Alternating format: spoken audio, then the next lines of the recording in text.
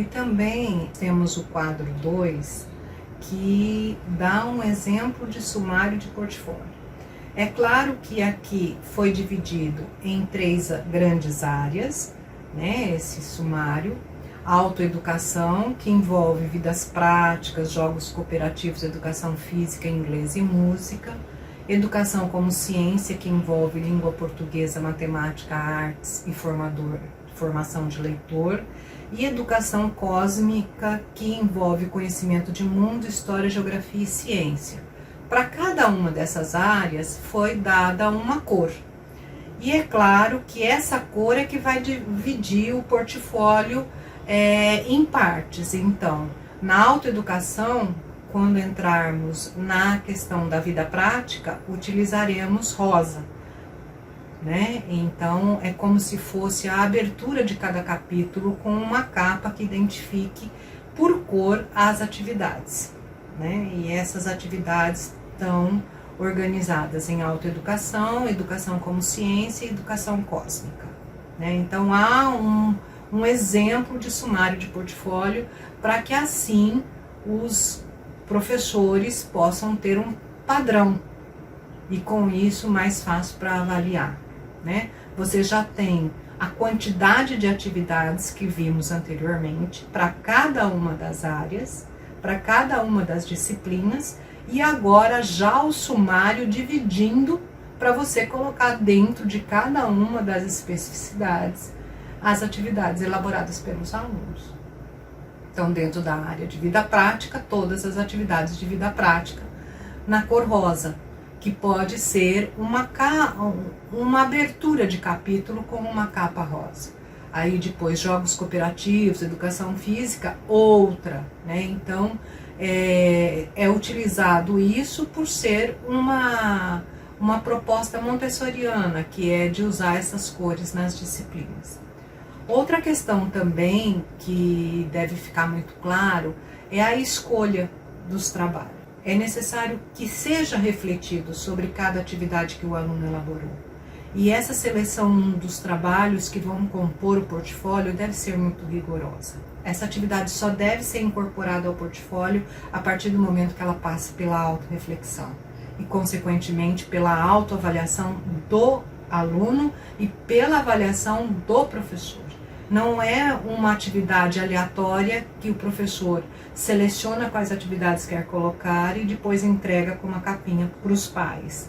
É uma atividade que envolve a autoavaliação, que envolve o aluno conhecer o que está fazendo, ter o direito de rever, de se reconfigurar, para assim propor um portfólio sustentado num arcabouço de aprendizagem forte, que ele de fato saiba o que está aprendendo.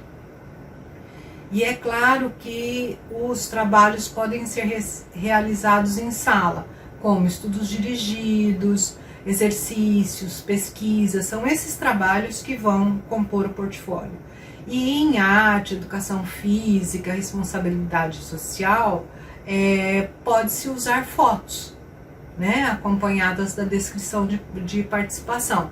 Por exemplo, um aluno que participa de um projeto de responsabilidade social, ele tem para comprovar as visitas que ele fez, né, as partes onde ele está interagindo com o outro. Esses registros e a identificação desses registros vão compor uma área de conhecimento, por exemplo, arte, educação física, responsabilidade social, dali por diante.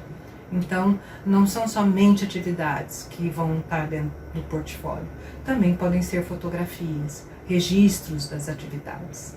No histórico, também é necessário que a cada fotografia, a cada atividade feita, o aluno responda questões do tipo: em quais condições foi realizado o trabalho? Individual ou em grupo? Durante quanto tempo? Uma aula, vários dias na mesma semana, 15 dias. Ele precisa identificar isso. O trabalho foi revisto por você e pelo professor? Houve necessidade de modificações? Se sim, quais foram? Para a reflexão, o aluno deveria responder: Em sua opinião, que objetivo tinha esse trabalho proposto pelo seu professor? Considerou-o fácil ou pensa que precisa estudar mais sobre o assunto? Quais foram as dificuldades encontradas? O que você acredita que poderia ter sido feito melhor neste trabalho? Então, você leva o aluno a entender, a identificar o trabalho e entender quais foram as dificuldades e facilidades que ele teve. Consequentemente, é um processo autoavaliativo, porque cada atividade que ele for anexando ao portfólio, ele também terá um histórico avaliativo. E o professor deverá apresentar um pequeníssimo relato contendo de certa forma, resposta a todas essas questões, né? Então, acaba ficando um histórico da reflexão feita pelo aluno sobre a atividade implementada pelo professor. E ao final de cada trimestre, né, o aluno preenche uma ficha, que aí aparece no quadro 3. O que de mais interessante você aprendeu nesse trimestre, na área de geografia, história e ciências, em matemática, em língua portuguesa, com a roda de leitura, em inglês, em vida prática. Que conhecimento era mais difícil para você e que agora, depois de trabalhar, já considera mais fácil? Então, essas questões, e ainda continuando, elas vão auxiliando o aluno a refletir sobre o que é que ele está aprendendo e não se tornar uma coisa fragmentada, que se dá só num determinado momento e depois não se retoma essa reflexão. Então, com isso, você dá continuidade a um processo autoavaliativo. Por exemplo, continuando ainda na mesma ficha, nas aulas especiais, o que você aprendeu ou se aprimorou nesse trimestre? Em educação física, em artes, em música, na formação de leitores. Ao realizar trabalhos com outros colegas, você foi responsável fazendo a sua parte na tarefa? Você respeitou e ouviu com atenção outras opiniões? Você prefere estudar com outro colega ou sozinho? Diga o porquê de sua preferência. O que você não sabia e aprendeu com seus professores nesse trimestre? O que você acha que precisa melhorar para o próximo? E aí, é claro, as observações adicionais do professor orientador, que deverá ser bem sucinta, para que assim complemente tudo que o aluno respondeu anteriormente. Essa é a conclusão da primeira etapa da construção do portfólio. É claro que a construção da primeira etapa envolve o primeiro trimestre. Essa organização, ela vai ser acompanhada, né, esse portfólio vai acompanhado de uma orientação aos pais de como ele deverá enxergar esse portfólio. E é claro que aí a escola fez uma opção por uma bula de remédio, aonde ele dá a composição do portfólio, as informações técnicas, o modo de ação e as precauções que devem ser utilizadas, a posologia e as interações avaliativas.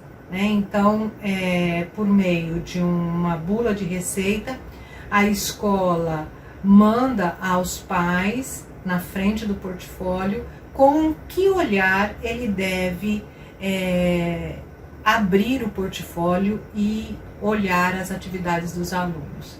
É muito interessante, porque essa orientação aos pais faz com que eles não se sintam perdidos, porque os professores, para implementar o portfólio, precisaram de muitos estudos, a coordenação pedagógica de acompanhar os professores, e os alunos já estavam sendo informados do que ia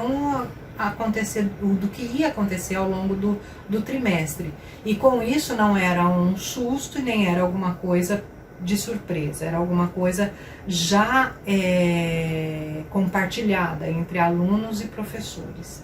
Já os pais estavam acompanhando, mas não tinham a orientação de como olhar esse portfólio.